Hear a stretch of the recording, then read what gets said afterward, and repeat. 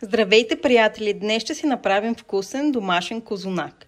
Реших да не правя здравословна версия, просто защото здравословен козунак е оксиморон и реших да се придържам към традицията, но пък за пълнежа ще използвам този по-здравословен биотечен шоколад, който е на промоция във Фантастико и може да си го вземете.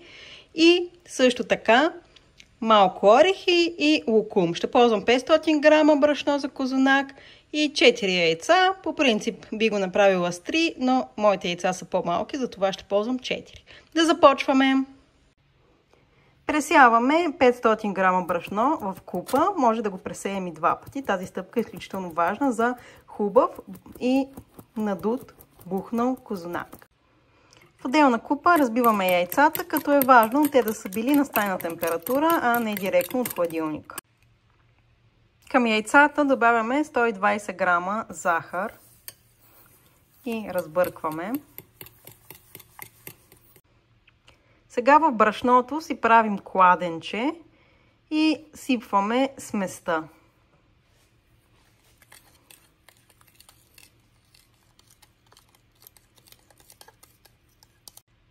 Продължаваме да си разбъркваме, като лека по лека добавяме от брашното в сместа. Продължаваме, като добавяме 125 мл мляко отново в кладенчето, лека по лека и смесваме съставките.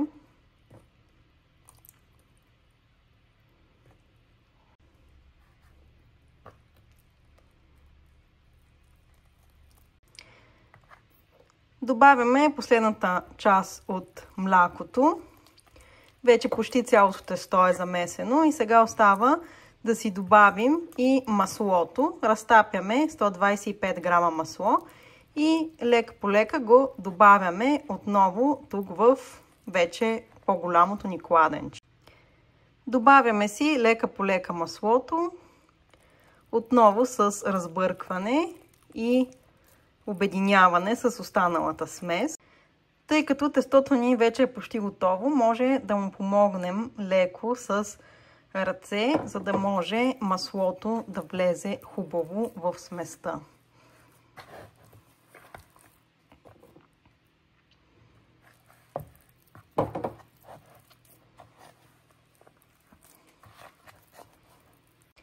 Нещо много важно, което щях за малко да забравя, е да добавим малко сол.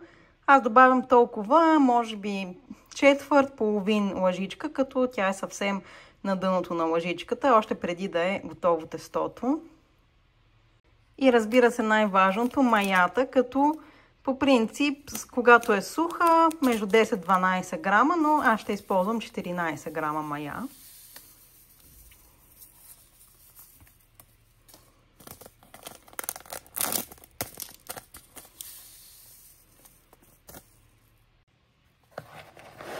Хубаво размесваме отново всички съставки, като сме вкарали последната част от маслото. Ето, че дойде време и за месенето. Аз ще го направя върху плота, върху кухненска хартия, която посипвам с брашно. Една стъпка, която отново пропуснахме, е да настържем малко лимонова кора, но само от кората, за да не горчи, която ще я замесим в месенето. Месенето, особено на хляб, в българските традиции се асоциира с сътворението на света. Затова е прието да се нарича за здраве, берекет, щастие и късмет.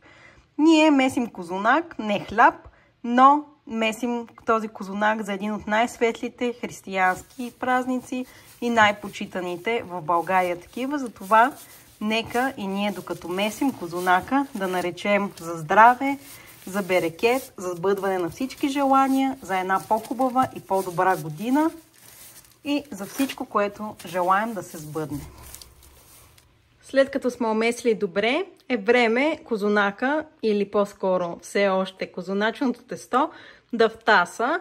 Оформяме си топчица, слагаме го в купа и го оставяме да втаса за 1 час.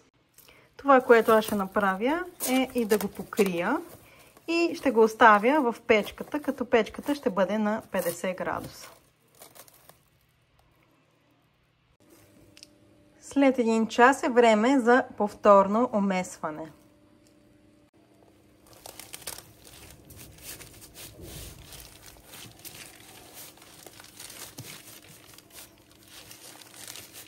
И сега е време да разделим на 3 равни части.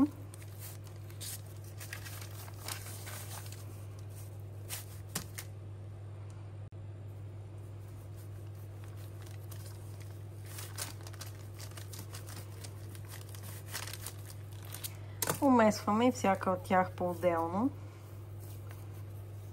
Ето ни ги трите горе-долу еднакво оформени топчици, които сега ще направим на 3 части на плитка и ще плетем.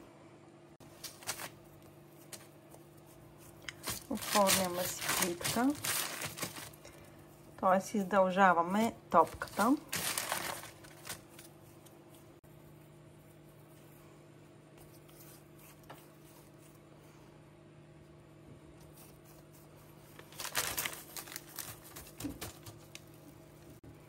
Остана ни последната. Просто си я разточваме и оформяме като дълга част от плитка. Ето ни ги трите плитчици, хващаме ги отгоре и сега слагаме пълнежа. Взимаме си от шоколада, този ми е любимия шоколад, и започваме да мажем всяка от плитките.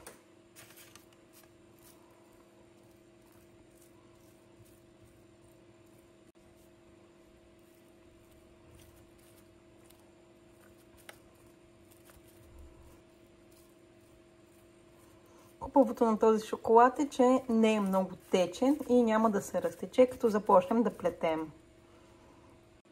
Готови сме с шоколада. Сега ще добавим малко лукум на места и малко орехи. Понеже парченцата лукум са ми малко големи, ще ги разделя на по-малки, за да мога да ги наредя по дължина. Ето така.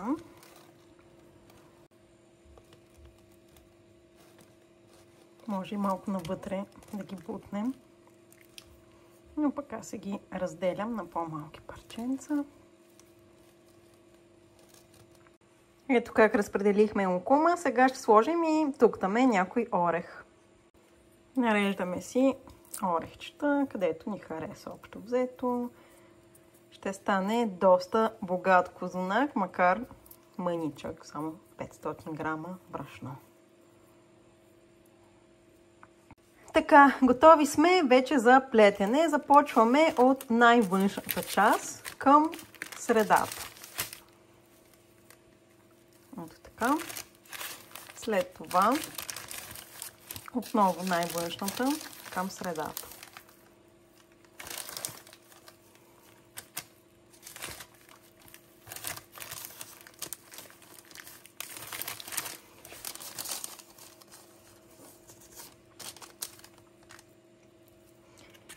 И ето ни го козунак.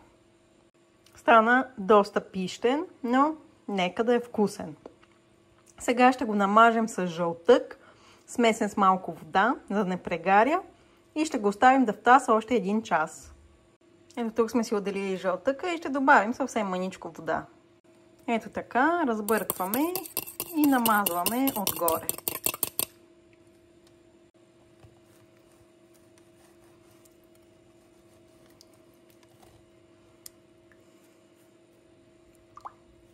Взимам си една правоъгълна тавичка.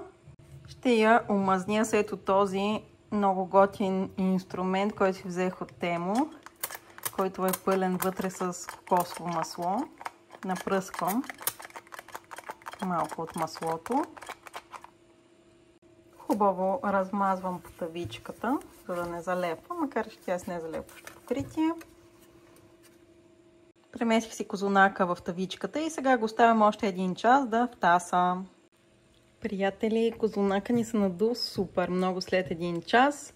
Време е да го поръсим малко с захар и да изпечем за 35-40 минути. И така, вече сме готови да го сложим в предварително загрята фурна.